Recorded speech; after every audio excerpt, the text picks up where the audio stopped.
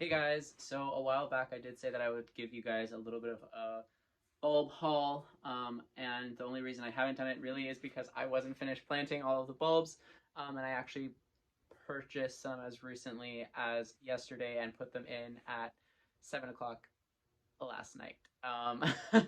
So yeah, I'm just gonna dive right into this because there is a lot of bulbs that I planted this year. A lot of the garden centers locally were actually sold out. Yeah, I actually went to two yesterday and I called one this morning and everybody is out. It's like one of the first times in like all of history. One of them said that they've sold out of bulbs. Usually, she's like, I was planting the extra like tulip bulbs or daffodil bulbs that we had out in like our garden, but there wasn't a single thing left. Except at that store, I did actually find some Fritillaria, the Crown Imperial, which I'm not a fan of the orange, but there was three of these, which I am a really big fan of, and these are Allium giganteum. So these, they're not the biggest bloom, but they are the tallest, is my understanding. I believe Globe Masters are a little bit bigger, um, but Giganteum are giant. They're very, very tall and beautiful. For any of you who don't know, alliums are basically ornamental onions. So it's in that family. It's not our eating onion. They're edible, but they don't taste good. And they don't have that oniony smell. Although it's really interesting to note that we can't smell that oniony, really oniony smell on them. But deer and rabbits and other things can, and insects, so they leave them alone actually. So nothing really bothers these plants, but they are really big um, sources of nectar for pollinators. So they do support insect life that way, which is really good. They are from Most of them are from Asia, and they've been collected over many years. But yeah, these varieties are just huge. The Giganteum, the Globe Master, those larger ones, and they're just perfect purple spheres. So I'm really, really excited. I intermingled these with my mother's hybrid tea rose garden in the front of the house. It's a south-facing garden, full sun. So I think it's going to be a really good combination. And then also, it's a really good companion plant for those roses, keeping away the aphids and all those like pests and stuff. So yeah, so I got what, two for six of them, and I got a really good deal. I got them like two for 50% off, one full price. So yeah, pretty good. Really happy about these, and they will naturalize easily, and they are really reliable apparently. So that's something I really look for with bulbs. And this year I have a really good selection of bulbs that do come back and naturalize, because if you are in a colder climate, a lot of bulbs will not really thrive or are meant to kind of continue on. Some of them are kind of like annuals, like especially a lot of the tulips, but there are varieties that I have planted. I know Fosteriana is one. Um, and there's a lot of species tulips that are really, really good. Appledorn, I believe, they are also something that you can look out for that perennialize really easily. But anyways, I actually didn't have any tulips in this video or in this little haul, um, because I don't really love tulips that much. I really wanted to spend my money in places where I knew that the bulbs would definitely come back, so, and can be divided and shared and propagated and etc. So um, there is a bunch of white blooming bulbs that I purchased this year, just because I created a moon garden and I really wanted to have a really nice calming garden, something that was just reliable and really kind of formal and structured and precise. So yeah, I really love the look of the moon garden, or the way I envision it anyways. I've seen them online and I just really love that. It's very peaceful. So I have a bunch of bulbs that actually are white. I got 25 Mount Hood daffodils. I don't have a photo of the tag because I got those in bulk. But they are beautiful, kind of like a clear white. Um, daffodil. And then I also bought 25 of Talia, which is a longer trumpet, smaller white daffodil. And they also have a really nice fragrance, so that's a really nice addition to the garden. Um, and then I did get a fragrant mix. Now I called the supplier, and actually they will not disclose what's actually in the mix, so that'll be kind of an adventure I'll probably be posting next year about what daffodils I have, because I don't know, but they are all going to be fragrant, and I put those all in the cutting garden, and a few by our back patio area. So yeah, it's going to be nice. I think the scent's going to be really good, whatever they are, whatever variety they are. But those ones I got in bulk, and the rest I do have pictures with the labels. Usually bulbs come like that, unless, like I said, they're bulk. So with these little retail packs, I'm just gonna start. Most of these I think are the white garden, but anyways, first bulb that we have here is White Magic Muscari. I love Muscari. They're also called grape hyacinths. They look like little clusters of grapes, and they actually kind of smell a little bit grapey. I don't know if the different colors smell a little bit different. I would imagine they could, because sometimes that happens. But yeah, I'm really excited to see these. I like right now that I noticed the Muscari growing, and I actually divided a bunch of the blue Muscari that I have out in my mom's rose garden, and I spread those all out to make a nice little carpet of blue. I think it's going to be really nice this spring. These guys I planted along the front edge of the border of the moon garden. So I'll see the grassy foliage right now, which I kind of like identifying them because, yeah, if you're not aware, the Muscari leaves actually come up in fall and actually stay all throughout the winter. And then they push out these blooms in early spring, and then in summer, the foliage all dies back. So it's kind of an interesting plant. Yeah, so this is White Magic Muscari. Really excited about this. And they naturalize really quite easily.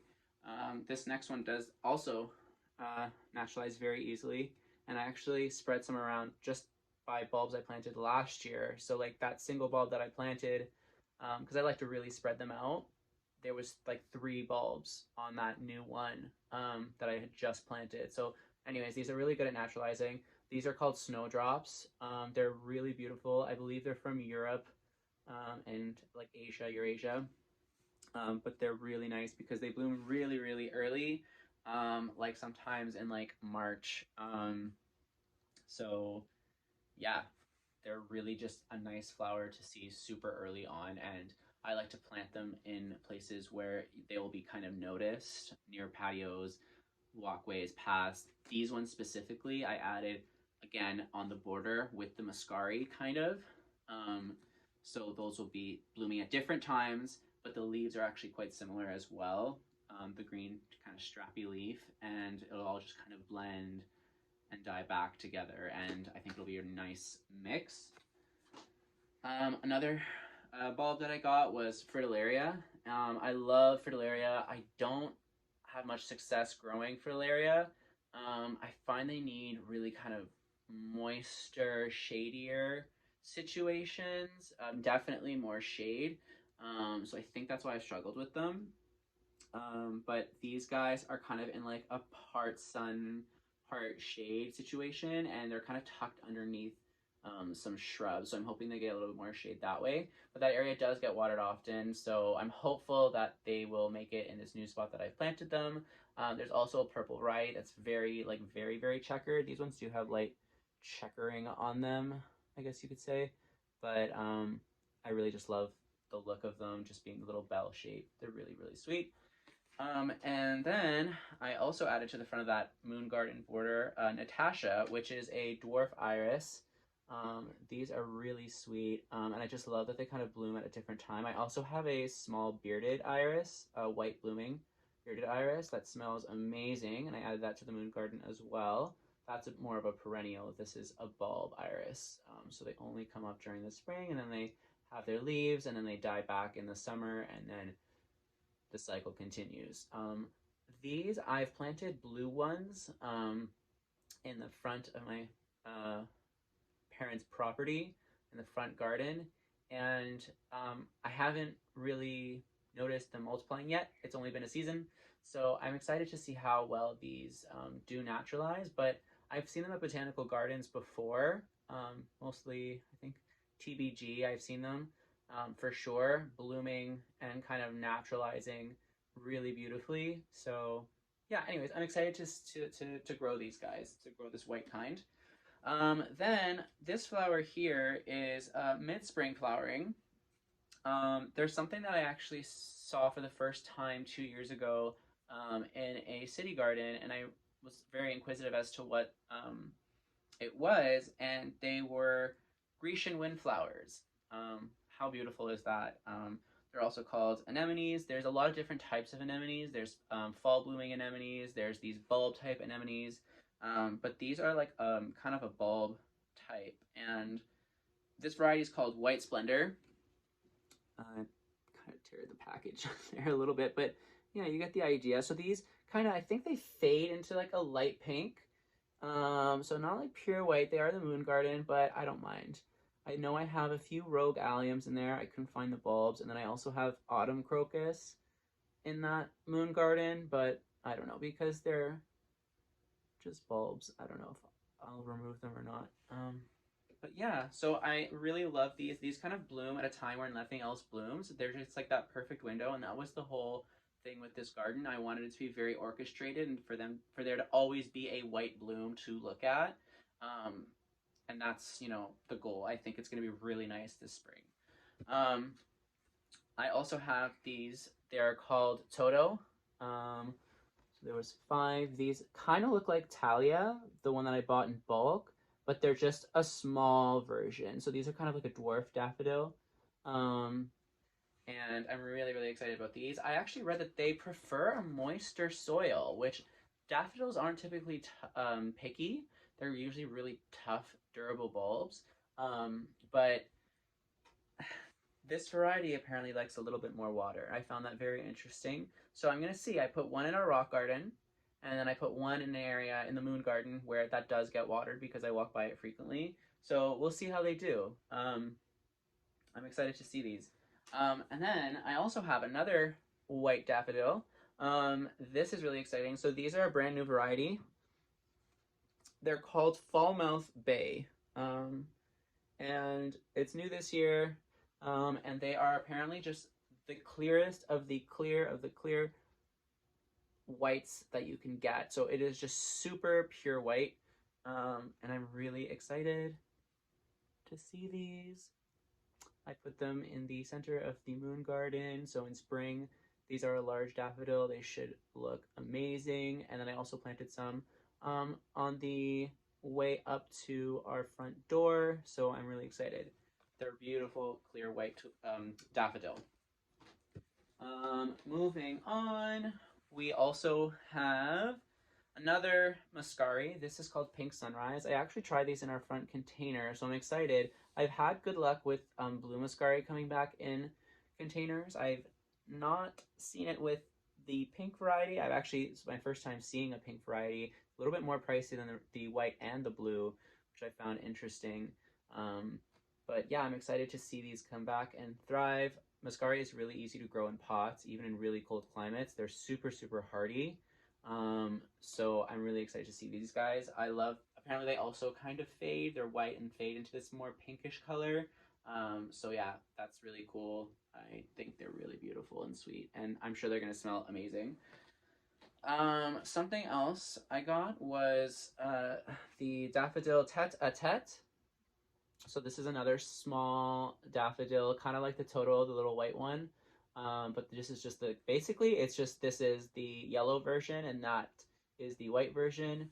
So yeah, I'm really excited to see these guys. I flanked them along our driveway. They're also fragrant, so it's going to be really, really beautiful with some of the other fragrant daffodils back in behind it in the cutting garden.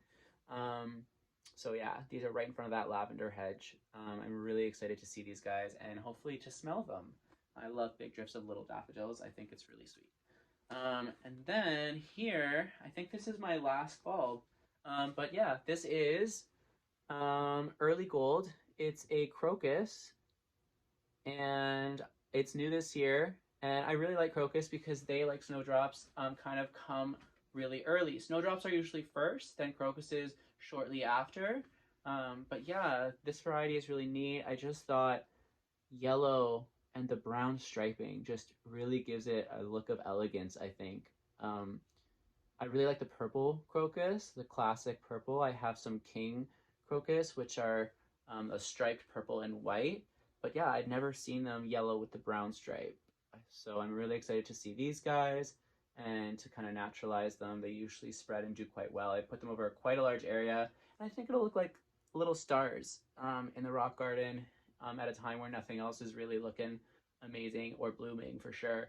Um, Usually there's snow on the ground when these guys are starting to bloom. So yeah, really excited. So anyways, I think that's all of the blooms or all of the bulbs that I had bought this year. I'm really looking forward to spring. Can't wait to share more photos and update you guys on how things are doing.